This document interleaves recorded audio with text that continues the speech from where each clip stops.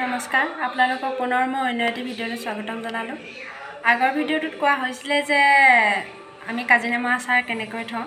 তো আজি আচাৰ বনাবলৈ মায়ে আইডিয়াখিনি দি দিলে, মোকে বনাবলৈ কৈছে। তো মই বনাম।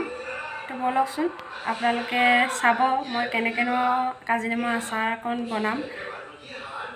আচাৰ বনাবলৈ মই ইয়াত কেৰাহীখন পাতি ল'লোঁ। কেৰাহীখন গৰম হ'ল আৰু তেল দি দিম। যিটো আচাৰ বনাবলৈ তেল বহু পৰিমাণে দৰকাৰ হয়।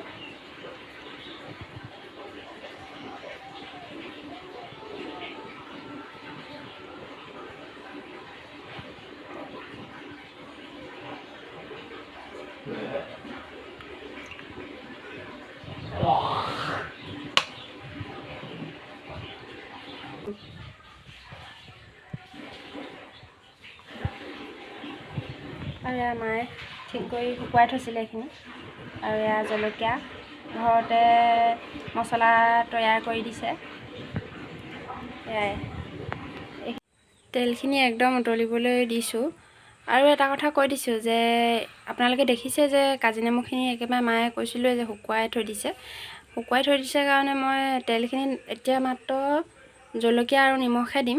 তেলখিনি একেবাৰে ঠাণ্ডা হোৱাৰ পাছতহে মই মছলা আৰু এয়া কাজি নেমু তেলত দি থ'ম।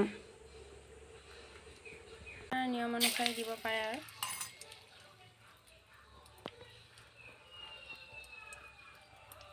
কাটি থৈ দিয়া জলকীয়াখিনি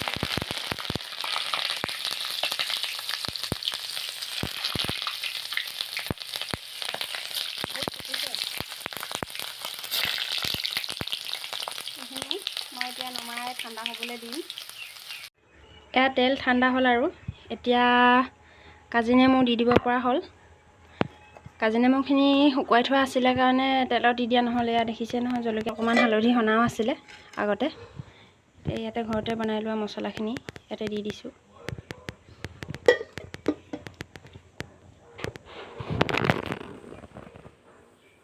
এতিয়া মই এনেকৈ ধুনীয়াকৈ লৰাই দিছোঁ আৰু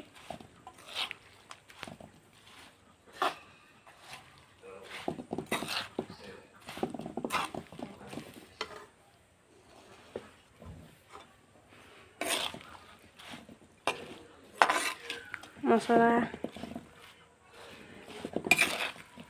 ধুনীয়াকৈ ইয়াতে মিলাই দিছোঁ তেলৰ লগতে।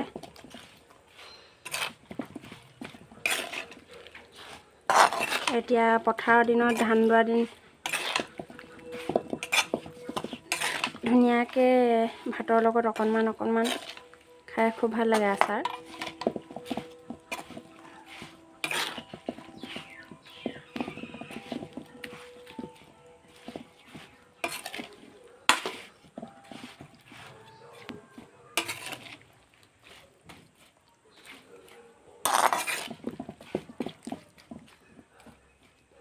এয়া আচাৰ ৰেডি হ'ল।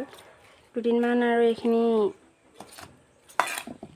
ৰ'দত দিব লাগিব বৈয়ামটোত ভৰাই। এইটো বৈয়ামতে ভৰাই ল'ব লাগিব।